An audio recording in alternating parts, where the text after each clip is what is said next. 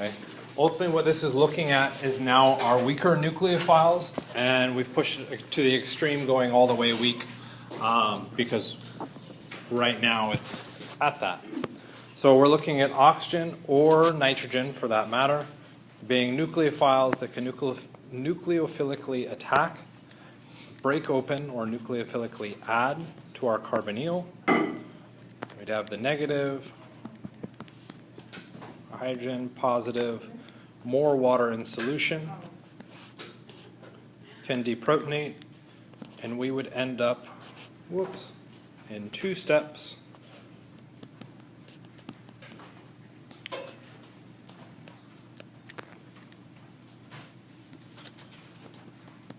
With our final structure, which is known as a hydrate. Why would we call that a hydrate?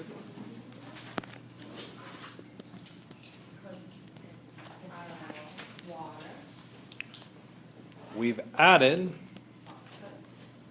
water across the pi bond. So it's the hydrate form of our carbonyl. Right?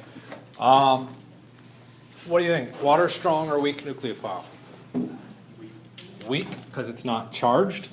Right? While the carbonyl is a decent electrophile, it's not a very strong electrophile. So this reaction is not particularly favored. And we tend to reverse very quickly back to the starting carbonyl. How could we possibly speed this reaction?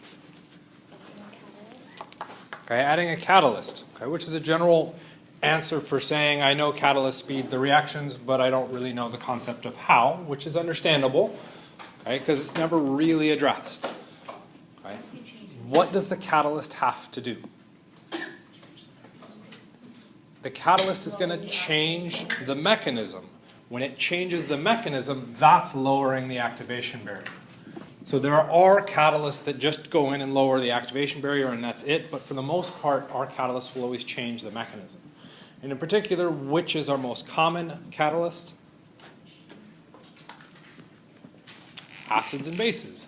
Acids and bases are awesome catalysts because they will change your different states to favor the reaction going across. For instance, if we added an acid, how would that change the mechanism?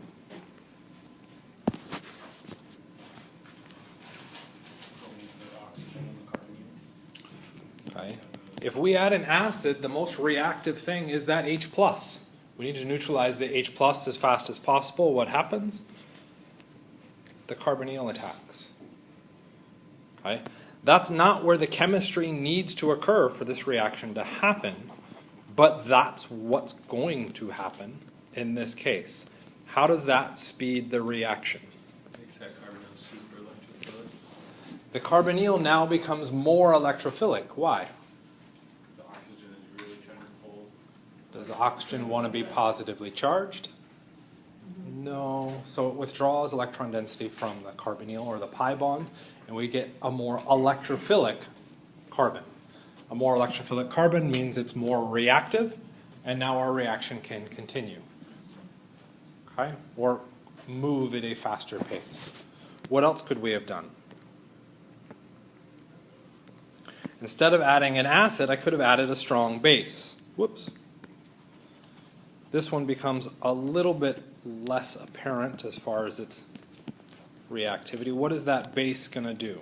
Okay, in fact, actually, let's switch it up. Let's make it more basey and less hydroxidy.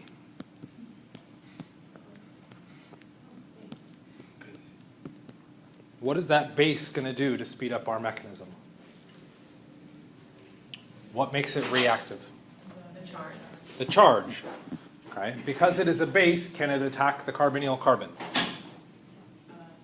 No, because it's a base. Okay. It needs to react with hydrogen. So what's it going to react with? Yes, you can, but since we're defining it as a base, we know it can't act as a nucleophile in this case. Okay. What is that base going to react with? An acidic hydrogen. What is the result of that first step?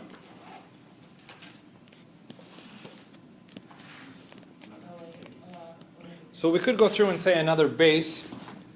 What else could hydroxide act as? A nucleophile. How is it different than the previous? stronger. It's a little bit smaller, but I would argue the charge. We just made our nucleophile. Exciting. We just made our nucleophile more nucleophilic.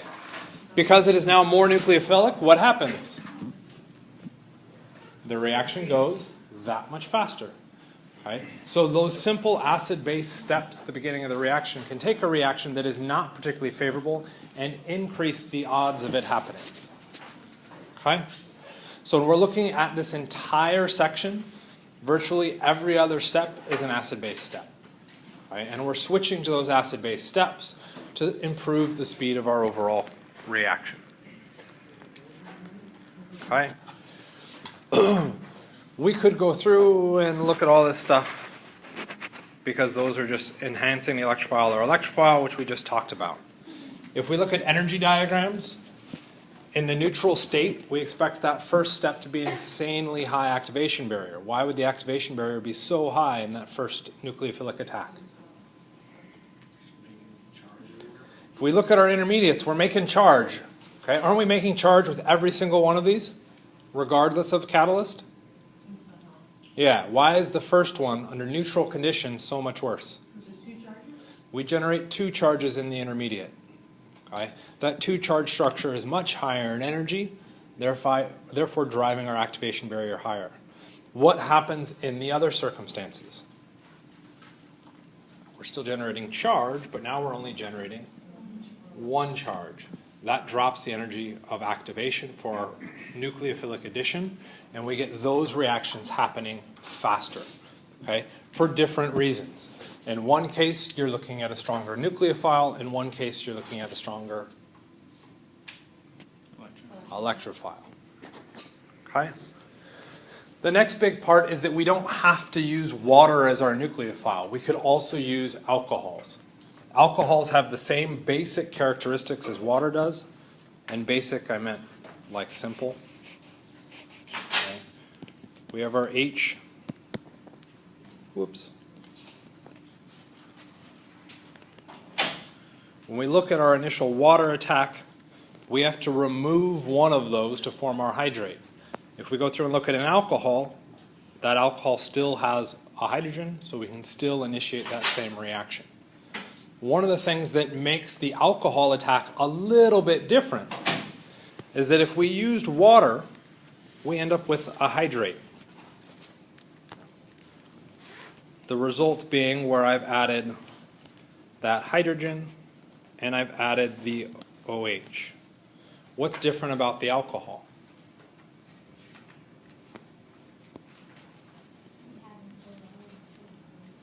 We have an OR instead of an OH. When we look at the hydrate, we've added how many OHs? 2. Careful. We've really only added 1 OH. Okay? We added 1 oxygen from our water. The other oxygen was already present. All I did was add the hydrogen to it. Why is the acetal so different? You already have an OH. In the case of the acetal, what do we add? 2 ORs. The oxygens in the acetal come directly from our alcohol. The oxygen from our carbonyl goes into the water as a leaving group. Yes? When forming the hydrate, you get gem-diols, which is a hydrate, right? Mm-hmm. So you're only adding the 1 OH because the O's already there from the ketone. Yes. Okay. So you're forming gem-diols with a hydrate Yes. is, but you're not adding 2 oxygens? True. Okay.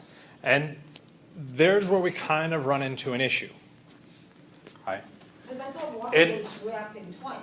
In our drawing here, can we tell a difference between the blue OH and the purple OH? No. No. If I go through and run the alcohol one once, okay, so let me clear all that away. If we run the alcohol once, what happens?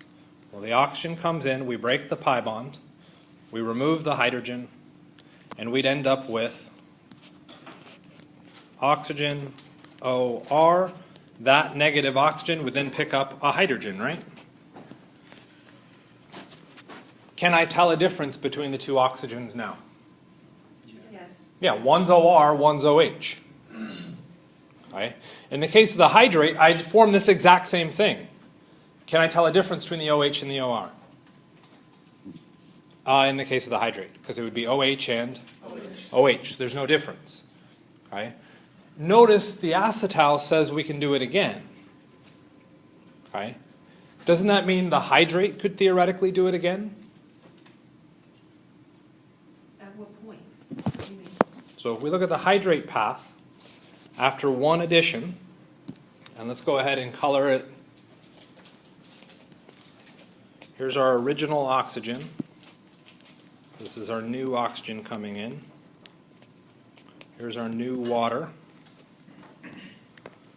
Okay. In the case of the hydrate, what happens? Well, it somehow, and we'll think about that mechanism in a second, goes through and does it again with another oxygen.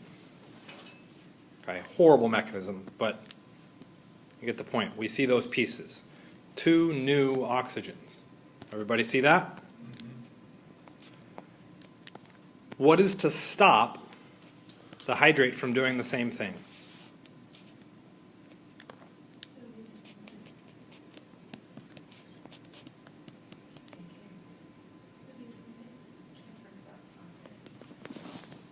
We aren't breaking an octet. Okay? All I'm saying is in the case of the acetal, what happens? We do it once, and then we do it a second time to get our acetal. Which is a bad leaving group. It happens. We'll address the bad leaving group in a little bit. It happens. Okay? In the case of the hydrate, what happens? It does it once. Here we are. What's to stop water from attacking it again? Because notice with the acetal, we're talking about it keeps going. But the hydrate, we stop here. We don't talk about it continuing to go. Still get the same product. What is the difference in the product of one step versus two steps? It's not even the same energy. What's the difference between them? There's literally no difference. I can't tell a difference between them. So for the hydrate has the same basic mechanism as the acetal does, and it can continue to add waters, okay, to get to a hydrate. But the difference between the hydrate with two additions of water versus one addition of water is nothing. So there's nothing for me to identify or distinguish. Could it theoretically continue to do so? Absolutely. Okay? The acetal appears to be this new different thing. It's running the exact same chemistry. There's nothing different about it. Okay? We have a weak nucleophile in the case of the oxygen. We have an electrophilic carbon. Okay? That's what initiates the whole cascade. Okay? So it's just trying to allow us to see that the chemistry is still the same for both of these. That's all we're talking about. Okay? The part with the acetal that's kind of new is that if we add one alcohol, can I tell a difference between that addition versus the starting material? Okay, so if we look at our primary intermediates, or primary structures, we have structure 1, structure 2, and structure 3. In the case of the hydrate, structures 2 and 3 are the same. So I really only look at structure 1 and 2. In the case of the acetal, 2 and 3 are different from each other, right? Okay. Is 2 different from 1? Yes. Okay. The acetal is just structure 3. Okay. So when I run this reaction, I will end up with structure 2, okay, at some point in the process of making it to 3. Yes? Okay. Where in the process? Like second step, third step, halfway through, quarter of the way through.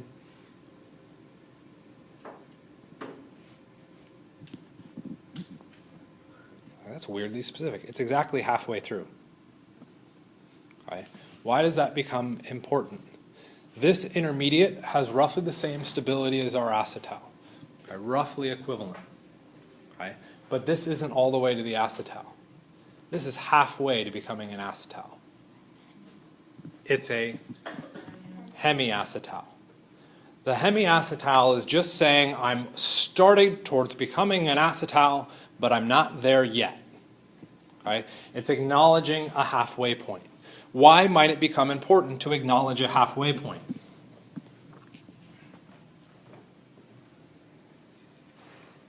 Maybe because we're going to react together. There could be more steps. Okay? Maybe you also get stuck at the hemiacetal. Okay? You get stuck at the halfway point. Okay? The sequence of moving from 2 to 3 has the potential for something to prevent the reaction from occurring. Okay? If that potential arises, we're stuck at the hemiacetal. We need to be able to acknowledge it. Okay? So we just have these two states, and they're important intermediates, and we just have to consider the value of transitioning potentially between each of those. Okay? So if we go through with the nice color coding, 2 alcohols, one red, one blue. The red one comes in, gets us to the hemiacetal. The blue one comes in, gets us the full acetal. Okay? The important distinction between the acetals and the hydrates is that we are running 2 equivalents, and that the oxygen in your acetal is not the carbonyl oxygen.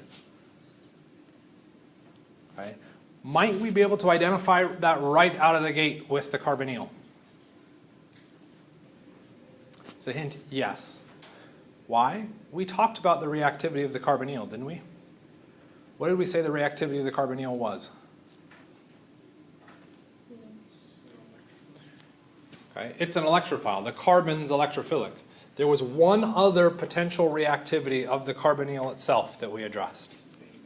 The oxygen could act as a base. It can't act as a nucleophile. If one of these oxygens, if we look to our acetal, sorry, my computer's glitching. If one of these oxygens out here in our product were the starting carbonyl oxygen, what did the oxygen act as? Nope, can't be a base because it's now connected to an R group. It would have had to act as a nucleophile. The oxygen does not act as a nucleophile. It can only act as a base. Okay?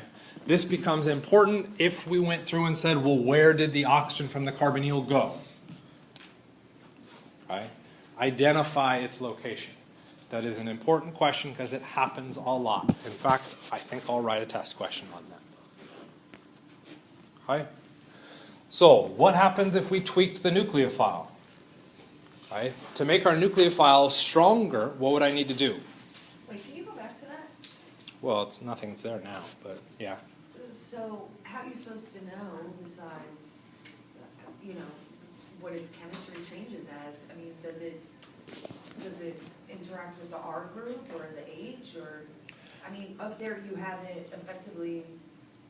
How would we know where our oxygen goes? What would we need to look at? I mean, if it's going to act as a nucleophile. What would we need to see? What would we be looking at? Is the R group electrophilic? We would need to be looking at something that begins with an M. The mechanism. You'd have to be looking at the mechanism, Okay. which, Oh. nice segue. Because yeah, to really nail down where that oxygen's going and coming from, we really need to look at a mechanism behind this. Okay? Because under neutral conditions, it's not favorable, which we saw with the hydrate. We need to run under either acidic or basic conditions. So in this case, we're going to tweak the nucleophile. We're going to tweak the nucleophile by making it a strong nucleophile, and it becomes strong because I'm in a basic environment. So I can remove the hydrogen from my alcohol. I now have a strong nucleophile. Okay? What does that strong nucleophile attack? What kind of carbon? The electrophilic carbon. Okay? We'll then break that pi bond. Okay? We would end up with a charged intermediate. That charged intermediate is unstable. Okay? So what does that negative oxygen try to do?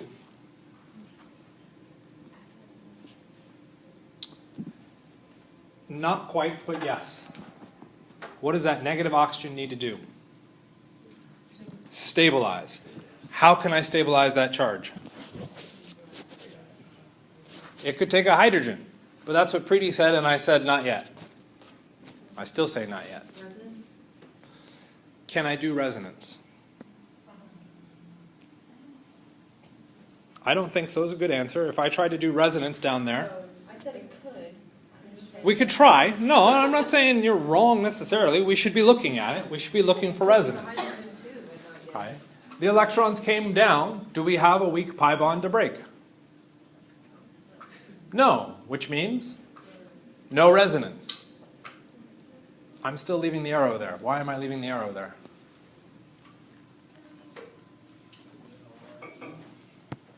I could have the OR leave. Why is that important? What did I just show? The reverse reaction. Okay. Heavily equilibrium based. Okay. So all the stuff you learned about Le Chatelier's principle and all that fun stuff in 152 is going to be back here. You have to be cognizant of those reversible reactions. A lot of the reactions that we've run so far this semester, we'd say, well, why would we do this? Why does it advance forward? Well, the charge stabilizes. I end up with a more stable structure. Is my structure more stable by making it charged? No. Okay? What happens if that negative oxygen picked up a hydrogen? What would it become? Okay? Well, now it would be neutral, right? Is that structure more stable than my starting structure? No. Okay? So I have two no's as far as a reaction goes. What would we expect in past time? Up to this point, what would we have done if we had two no's for a reaction? Don't do it. We would stop. Right? We're supposed to make an acetal. At this point, we're only at the hemiacetal. What could still happen? It could keep going. How?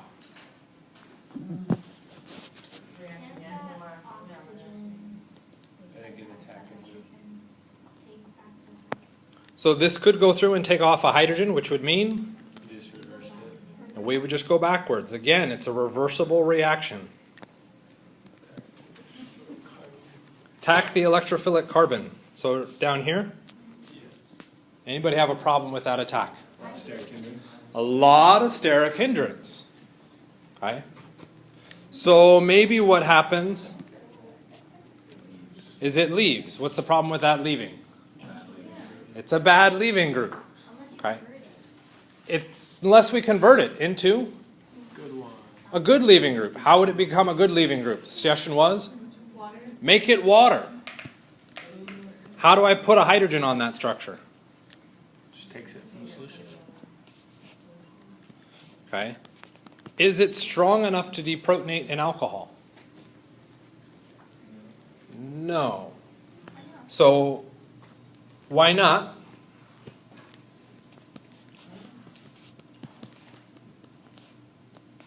Which structure is more stable? This positively charged structure or those neutral charged structures? The neutral charged structures. Why? Because they're not charged. Can it remove it from the alcohol? No. How could we get that hydrogen on there then?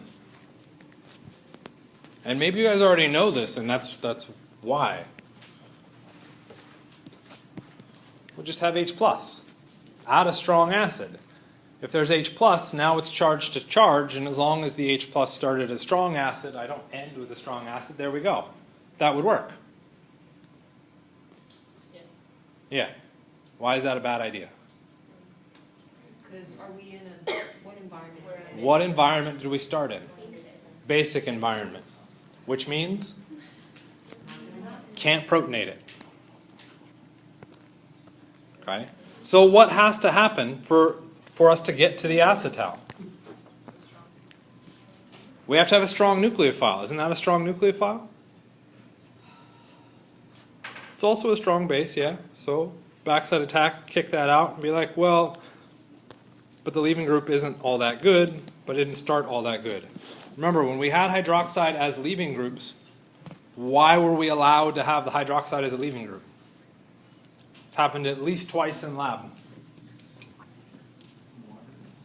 Nope. Because of the environment that it was in. it's in a basic environment, that still doesn't help this. Why am I allowed to have hydroxide as a leaving group? Or when? Because it's being substituted with something else. When the other product is more stable than the previous structures. Is that acetal more stable than anything else? Seems like a cop-out. Well, it's just a balance of our equilibrium. That's all that's happening. Okay? So when we talked about hydroxide as a leaving group, saying that it was a bad leaving group was a cop-out. No. And the reason why it was a cop-out is because we didn't have to evaluate the other structure. When we move into 152, we have to evaluate all structures. Yeah, but there, when we go from the hemiacetal plus to the acetal, Yes? right? Is that acetal more stable than the hemiacetal? You said that they're relatively the same energy. Okay, so is it more stable? No, No. So can hydroxide act as a leaving group? no. No. What does that mean happens for that last step? Magic. The answer is actually already on the board. It's not, no. Look at our arrows. Goes backwards? The last step is Not as favorable. is not favored. Under basic conditions, you don't get the acetal. Right? Why do we not get the acetal? Well, we've addressed the bad leaving group characteristics. Okay? That's important, but there's more to it. What type of mechanism would have to happen in that last step? It has to be SN2. Why does it has to be SN2? Backside attack. I'm showing it as SN2 as backside attack, so you can't tell me that's why. Okay? Leaving group doesn't want to leave on its own, which means it has to be forced off. That would suggest a simultaneous attack. What else? It's a strong nucleophile. All of those pieces contribute to that being a backside attack. Okay? Why would we expect that backside attack SN2 mechanism to fail? You guys also addressed this right out of the gate. Steric hindrance. Our substrate is so sterically hindered that we don't expect that reaction to happen. This means when we run under basic conditions, we don't get to the acetal. We get to the hemiacetal. At the hemiacetal, we're stuck. Okay? We don't get a significant amount of the acetal under basic conditions. Kind of, sort of? But under acidic conditions, But under acidic conditions, could something change? Okay? Possibly, but first we've got to deal with our guest speaker in the back over there. Erase, damn you. Danny has been so calm. Coming up like that. Okay, there we go. So what happens under acidic conditions? Where the fun ass stuff. The most active thing in this case is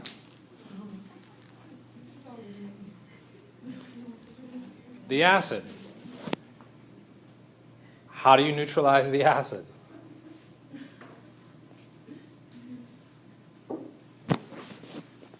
With a base, fair enough. Let's look at the slide before we answer. Oxygen. The oxygen from our ketone will share those electrons across. What does that generate?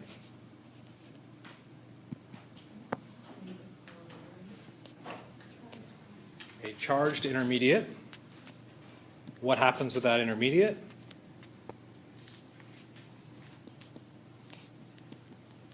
Now our alcohol can come in and attack.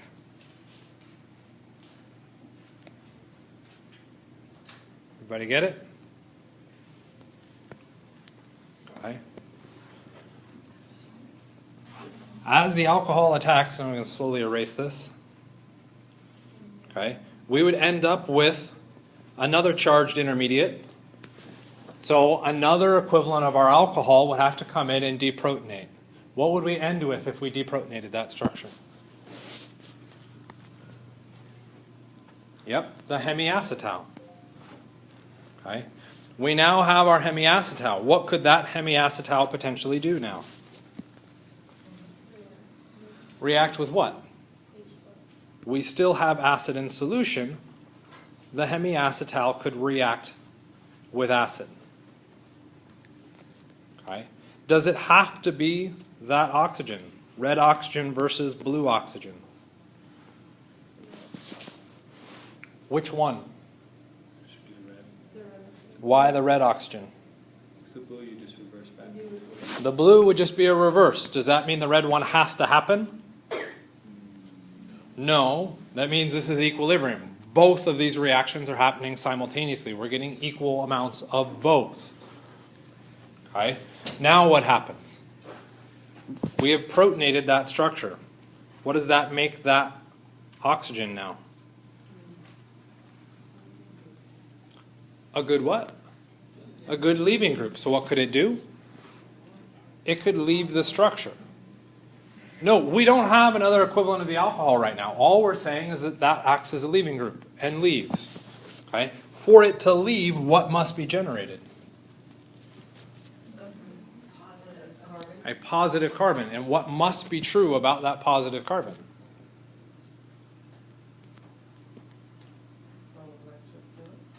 True, it is electrophilic. Okay. For something to leave, what has to happen? You have to form a carbocation, and that carbocation must be stable. So if we look at that carbocation, how is that carbocation stable? It is tertiary and it has resonance. Wait, why is it tertiary when it is an oxidative? You just include oxygen. So this gets at to the definition of primary, secondary, tertiary. Technically, it is not tertiary. Primary, secondary, tertiary are specifically referencing the number of carbons connected. I would make the argument for stability's sake that it makes sense to look at the number of non-hydrogens attached. Okay. So you are correct, it's not officially tertiary, but as far as reactivity goes, if anything, that's tertiary plus. Why would it be tertiary plus?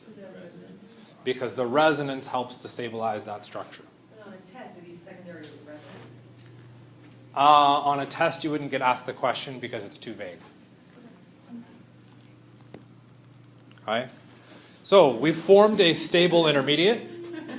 What can now happen? Does that oxygen want to be positively charged? No. No. So what does it want to do? Get electrons? Get electrons from where? The pi bond. The pi bond's the closest source of electrons, so it withdraws those electrons. But then We just did that. carbon becomes positive. What can stabilize that positive carbon? What needs to stabilize any positive? Electrons. Where are those electrons coming from? And oxygen. Our alcohol from solution can come in and attack. I appreciate the enthusiastic exhale there.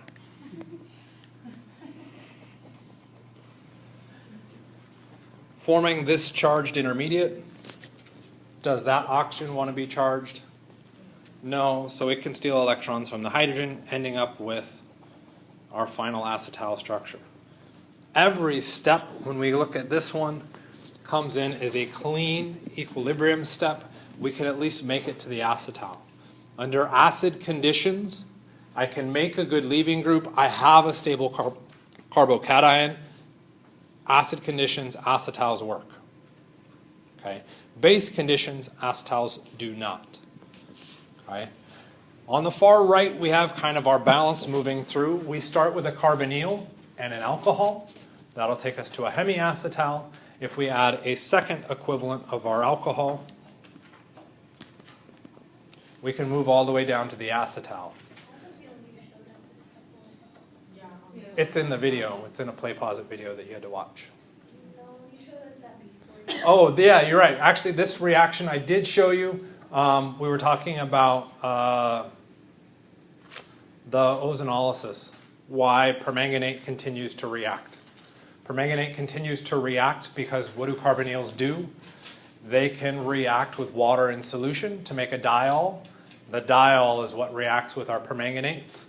And that's why permanganate under concentrated hot conditions fully oxidize. They don't stop at just the carbonyl. So you're right. It did show up there. Okay, so here's some structures. Identify the hydrate, hemiacetal, acetal, or none of the above. I don't remember. Was this was in the video, or did I delete some of those? This wasn't it? Okay, cool. So do it. Give you 2 minutes. Purple one. All together was what? But it's not symmetric. Doesn't have to be symmetric. It has to be the same as you. So, first thing we'll address is the acetal formation or hemiacetal formation, depending on where you want to go, a redox reaction. Have we oxidized anything? Yeah. You still end up with two O's. You still end up with two O's. Okay? The carbon that started with a pi bond, so 2 bonds to oxygen, ends with 2 bonds to oxygen. So it's not a redox reaction. So when we go through and look at the chemistry, we have to identify that spot. Right there, and right there. So one thing that could be helpful to go through and do is identify the functional group. So a suggestion came up was, well, I remember that the acetal is like an ester. Sorry. Call you out for that, but oh well. Well, there's an ester. Kind of not really. What's the problem? Okay, we have 3 bonds to oxygen, so that doesn't work. What else is the problem? What happens in the acetal to the carbonyl?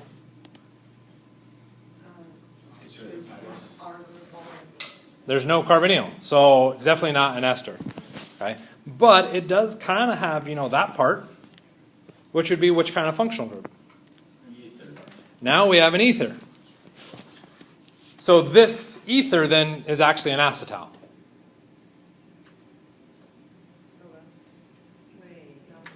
Wait. Well, that's an acetal. That's an ether. So they're the same thing, right? No, what's different about... You need two to the same carbon. I need 2 ethers. Okay? So, but isn't the one that's none have 2 ethers? We have an oxygen with 2 carbons, and we have an oxygen with 2 carbons. It's all back to the origin of where your chemistry is. It's a carbon with 2 ether functional groups at the same position. Okay?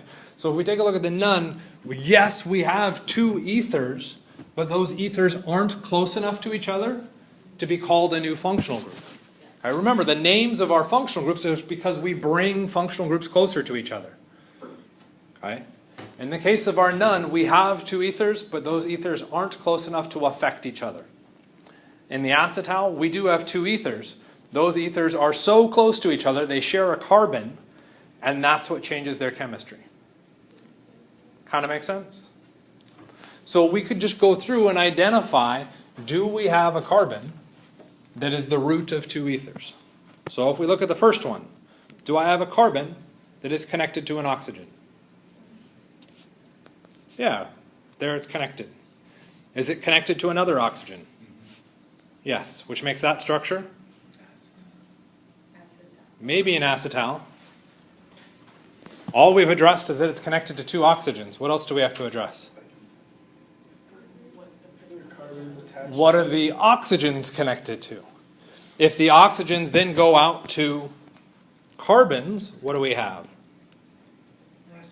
An acetal. What if we had 2 different R groups? Would it still work? Yep, exactly right. Okay, the odds of being able to get 2 different R groups becomes a whole other challenge and not very likely. Okay, but you're right. That would still satisfy the acetal functionality. All right, how about the next one? I'm connected to an oxygen. I'm connected to an oxygen. So that does fit our initial pattern, but remember the acetal is 2 ethers. Those have to be R groups. Are those R groups? No, those are hydrogens, which means that must be a hemiacetal. No, why not a hemiacetal? Because that would be an R group and Okay. If we're partway to becoming an acetal, we have to have at least 1 ether there. That one's a hydrate. The next one. Do we have a carbon connected to an oxygen? Is that same carbon connected to another oxygen? Yes. Okay, what are those oxygens connected to? Carbons, which means acetal. Okay, the next one. Okay, we connect out to oxygen, but we're looking at hydrogen versus carbon, and we're now looking at a hemiacetal. Make sense? Okay, the hard question. What are the alcohols and carbonyls for each of the hemiacetal or acetals? Okay, so this was an acetal. This was an acetal. This was the hemiacetal. So I want to know the starting carbonyl and the starting alcohols. For those of you being like, that's way too difficult, I need a little help. Okay. I'm going to take a look at the first one, because you requested the first one. Okay. Those bonds, right? Those bonds were our acetal bonds. So I'm going to get rid of those bonds. Whoops, but not that way. And I'm going to replace them with hydrogen, hydrogen, carbonyl. It's my carbonyl, my acetal. So for that first structure, I have 3 pieces. Do the other ones. Do you have these two too? We'll do those 2 in a second. Oh, okay. The tricky ones. More along the lines of just kind of deleting that out, drawing your carbonyl and putting on a hydrogen. Yeah. Well, what's the difference between what I drew underneath and that structure? I'm just more confused. Oh, is it the same? Yeah, it's the same. Which one would you see on a test? The bottom. The bottom one, because not necessarily because it's confusing, it's actually easier to draw on a typewriter because it is linear. Okay? That's, and you're like, oh, why would you use a typewriter? We've got computers. What are computers? Advanced typewriters. Okay? When we're looking at organic chemistry and what you see on tests, the format that you see, those formulas that nobody likes, okay, where they're written out, because arguably you could even get this one on a test. HO, CH2, CH2.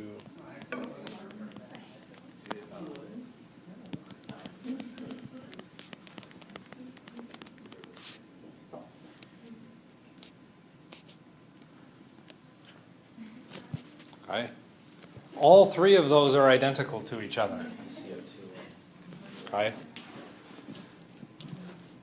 Why would we expect to see the linear format or the formula like this? Because of typewriters. Okay. That's why that structure gets written out as a chemical formula. It's because it's easier to write in a line. You're responsible for being able to interpret all directions. So even if a structure is folded up on itself, you have to recognize that when you unfold that, you would get the nice zigzag, or you could get it out as a straight linear format. Kind of make sense? Wait, why is yours the CH? Oh, and not ketone. Am I starting with a ketone in this? Yeah. If we look up here, there's that carbon with the carbonyl, right? How many bonds are shown to it? 2. Try again. How many bonds to that carbon? Right up here for those of you missing. That big circle there. Everybody see that? How many bonds are shown to that carbon? Maybe more. There's 3 bonds shown. There's a 4th bond to hydrogen, which means that functional group is an aldehyde, because ketones are in the middle of the structure. We wouldn't have a hydrogen there. The aldehyde functional group is very often abbreviated as CHO. So we're missing an H. Is that just how we do it? Oh, never mind. You're not missing one. Okay? The hemiacetal, where did that come from?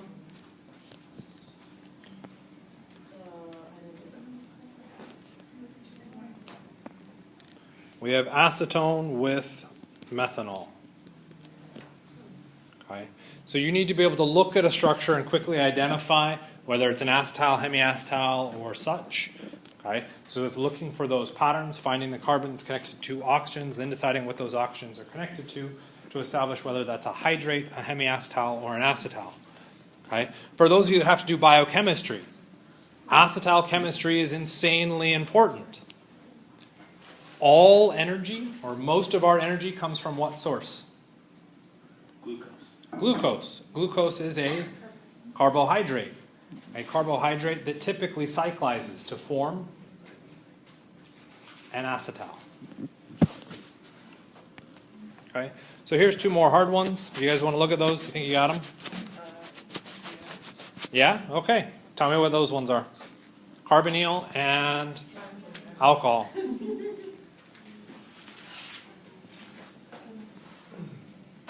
The one on the left becomes super important.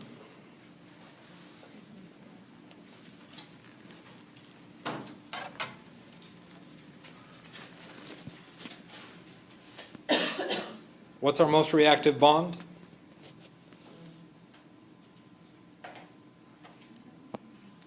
As a hint, we either have the red bond or the blue bond. Which one's more reactive? Why is the red one more reactive than the blue? There's a second red bond. Okay? That makes that bond more polar than the blue one, so I'm concerned about the red side of that structure. Where would I expect those electrons to go? With the carbon or the oxygens? The oxygens. So I would expect those to cleave off outwards. This would leave me with a horribly nasty structure. Why? Those oxygens would now be negatively charged, and what would be the issue with our carbon? How positive? Positive 2. It would be a positive 2. Okay. That's horrible. So what do we do to stabilize that? We bring in an oxygen. What does that oxygen supply? A bunch of electrons that could then stabilize our carbonyl, and the remaining hydrogens from our water could get picked up. Whoops, I meant to do that. To form our alcohols. Why is this acetal different than any of the other ones?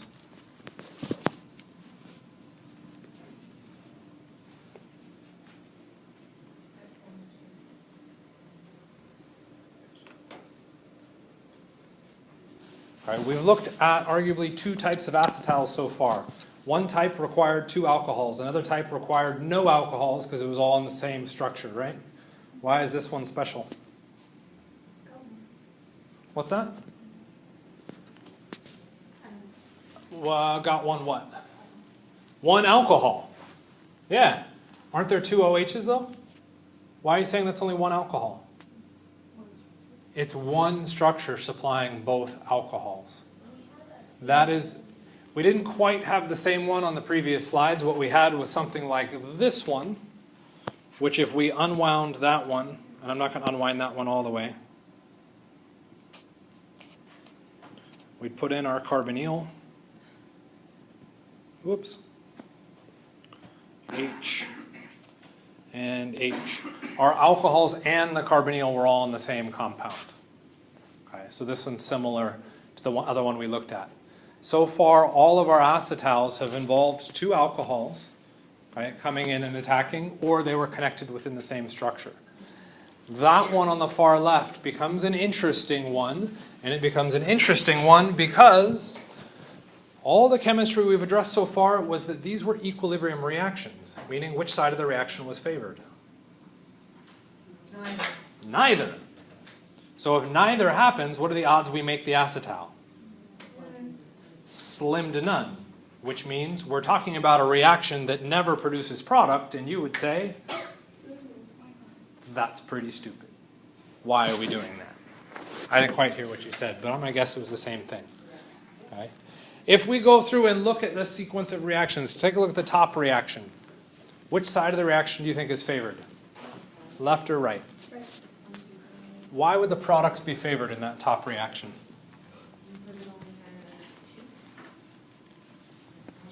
What do you mean it only has 2? I don't understand. I'm not saying you're wrong. I'm actually saying that's Yeah. Because you're going, because of orders, you're going from 3 to 2? 3 to 2. 3 to 2 means you have fewer things. What happens when you go 3 to 2? You have more order, which means a decrease in entropy, which is not favored. So your 2 to 3 argument I don't quite accept. I do accept that the product is favored. Why is the product favored?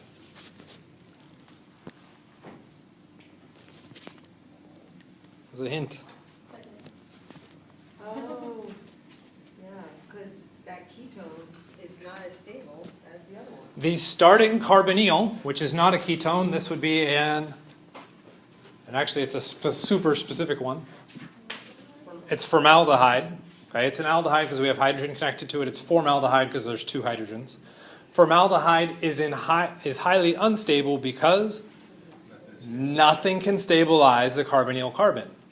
Okay, which means it will react with alcohols fairly quickly to form acetals. Okay, how about the second reaction? What's changed there? It's now a ketone. What does the ketone do to the stability of the carbonyl? Makes it more stable. It stabilizes it. If it becomes more stable, it becomes less reactive. Okay? So why would this second reaction occur? Well, maybe it's an entropy argument. Now it is, Okay? Is it? isn't it? It's the same thing. It's the same thing we had before. 3 molecules to 2 molecules, which would suggest, and No, it's that way now. it would favor again the reactants, Yeah, which is problematic. Okay? fine. What are you trying to make when you run a reaction?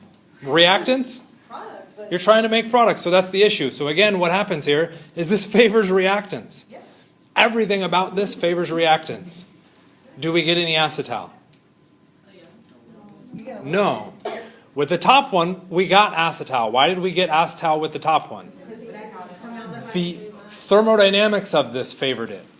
For the second one, thermodynamics does not favor, and entropy does not favor, which means Reactant. nothing happens. We stuck with the reactants. What happens when we move to the bottom one? What do the thermodynamics say?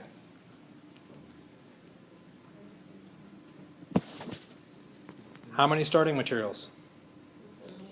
2. How many products? 2. Does entropy have anything to say? Nope. No. What about the thermodynamics? The thermodynamics match our second equation. Okay? So should that reaction happen? Because you're starting with a pi bond and you don't have a pi bond in the end. It turns out the pi bond doesn't make that much of a difference. Unfortunately, 2 sigma bonds is higher in energy than 1 pi bond. Okay, so the thermodynamics actually still favors reactants. Okay? This is now in a somewhat decent equilibrium. But if it's in a decent equilibrium, what happens to be the concentration of your products? Low. I want more products. How do I get more products? And more reactant? I kind of accept that. What do you mean? Well, if you have more reactant, then it wants to push towards the product. To get rid of the reactant. Not quite. If I have 1 or 2 of these and Essentially, it's principle though. not quite. If I have 2 of those and 2 of those, I'm going to establish an equilibrium. Okay? If I now add more reactant, 3 and 3, I'm not getting more product. I'm getting more product only because I put more stuff there. The ratio of reactant to product is identical because it's an equilibrium. I want more product. How can I force more product to form? So one option is take away one of our products. Okay? Water is something that we could remove using. Heat? Problem with heat is you're relying on boiling point to separate those two. Your intermolecular forces for those 2 compounds are probably pretty close. That's not going to work so well. We could add a drying agent. So I know what you're getting at with heat. Wasn't quite there. Okay? We could add a drying agent like sodium sulfate, okay? Or other materials that react and scavenge water out of solution. If the water concentration drops, we have to replace it through equilibrium. Adding reactant wasn't wrong, it wasn't fully right. What's the reactant part of it?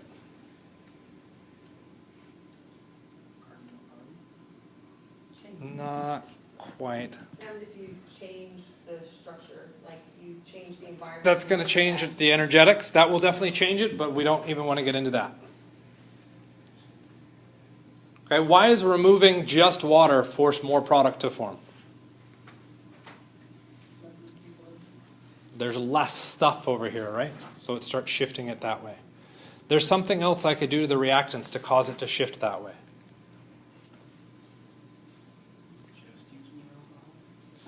Use more what?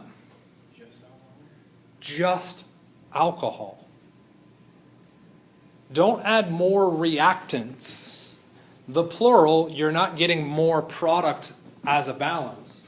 All you're doing is increasing the amount of stuff you put in and ultimately the amount of waste that you have to deal with as well. If I want to force more product to form specifically, I will add an excess of one of the reagents. That excess will help shift and consume all of the other species.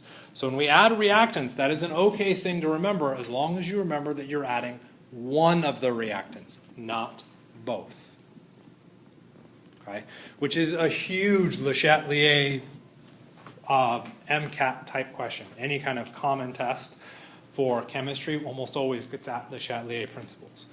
Okay? You can increase concentrations of a single reactant to increase product yield.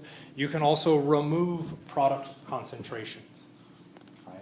And ideally single products to help push it, but removing all products can help too. Okay? So, if we're going to form an acetal, the acetal we're going to form is this kind of acetal. What kind of acetal is this? In comparison to, say, the one above. It's a ring. We can use fancier words. We got this. It's a cyclic acetal. Cyclic acetals are very commonly used, okay, because what happened to the carbonyl functional group?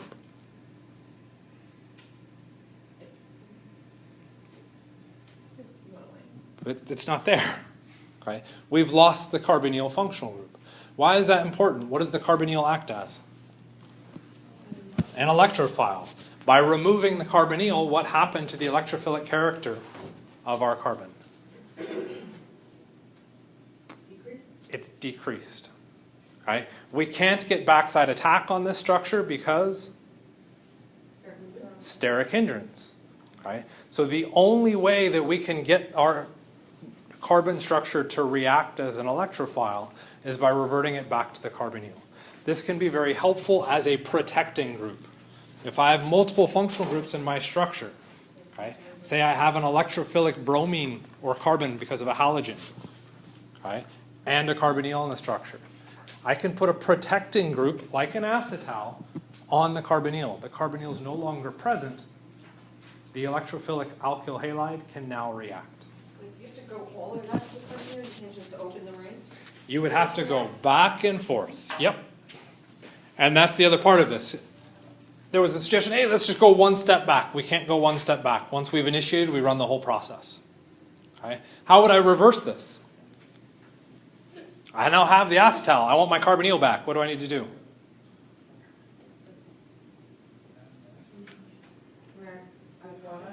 Add water. That's it. Add water and the reaction now reverses. Okay? So you're looking at a very heavily equilibrium-based reaction, back and forth between those. The primary reason we talk about acetals in organic synthesis is that they're known as a protecting group. They neutralize or prevent the carbonyl from being active. Okay? It becomes an important functional group for biochemistry because that is carbohydrates. Okay? So when we talk about carbohydrate reactivity, it all comes back to acetal chemistry. What's up, Mo? Did you say it's the thermodynamic? Is it thermodynamic? No, thermodynamic favors the ketone.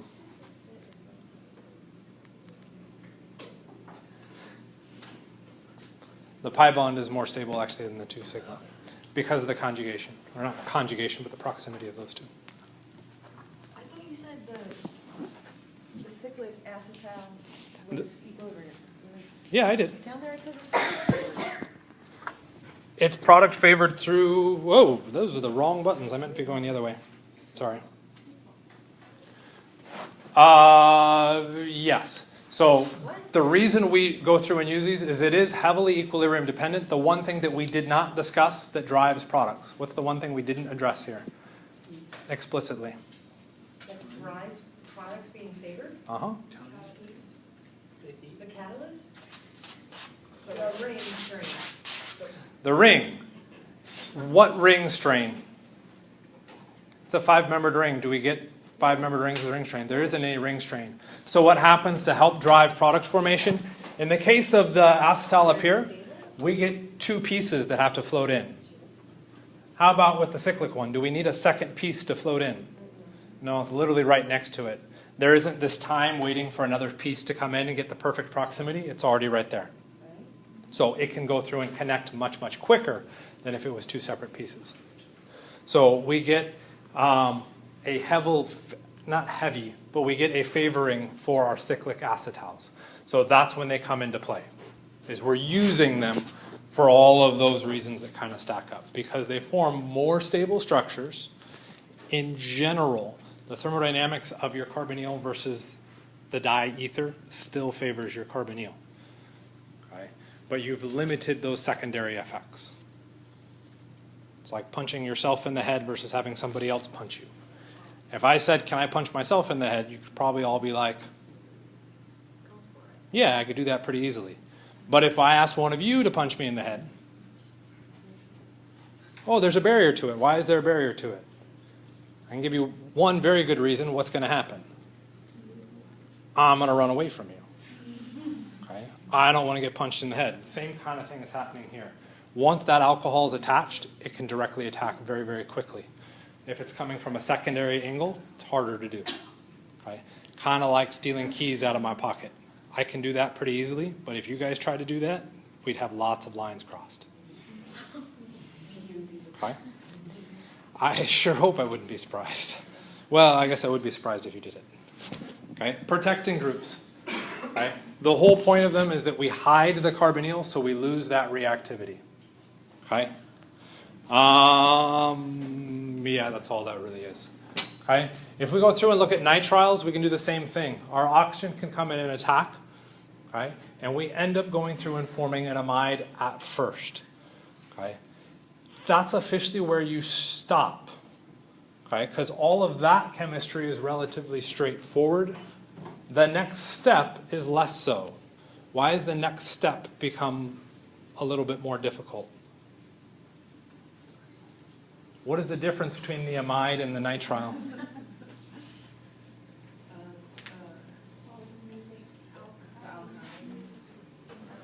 It's really that nitrogen. That is a leaving group. So to continue within parentheses, what's happening? Water's attacking, breaking the pi bond, doing a nucleophilic addition. Well, that's boring. We know that already. What happens when the pi bond reforms? It could kick out nitrogen. That would be an elimination. Have we talked about the nucleophilic elimination after an addition yet? No. That's why it's officially not covered. Okay? The chemistry behind it is still the same. Your water can attack, you break the initial pi bond. It's then a balance of kind of thermodynamics between the oxygen and the nitrogen, deciding who gets paired. Okay? And we end at the amide. Okay?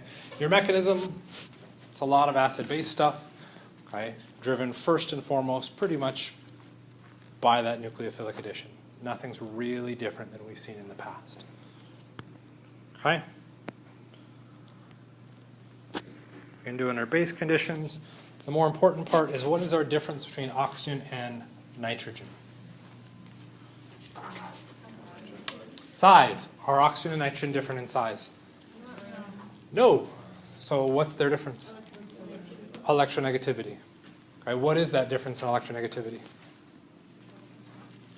You don't have to give me a number. Oxygen is a lot, so okay, if oxygen's a lot, then nitrogen isn't, and thereby oxygen is more electronegative than nitrogen. That's all we needed. Okay. What does that mean for nucleophilic character? What's the better nucleophile? The nitrogen's a better nucleophile because it's not holding the electrons as tightly. Okay? So all of those acetal reactions that we ran with carbonyls, you do them again with nitrogens. Okay? Really no big difference. Okay? Except nitrogen is more nucleophilic than oxygen. That means when we go through into, say, the next phase, so when we were at this stage, okay, we had one attack our hemiacetal. Okay, what happened? We protonated, and then this left, right? Is that an agreement or not? Okay, which then forms, okay, which we could resonance stabilize. Everybody agree? Then what happened in the case of the acetal? Another oxygen had to come in. Why did the other oxygen have to come in?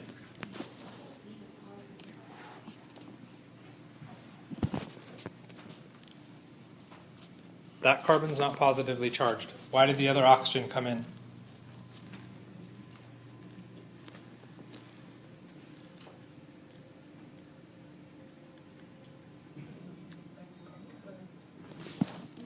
There's no carbocation. Why do I need another oxygen? So I'm pointing at this structure and saying you need to think about this structure. What is the issue with this structure? The positive oxygen, and yet I'm circling this carbon. Okay? What is that positive oxygen screaming at? Why is it taking the electrons? It doesn't want a positive. Why does it not want a positive?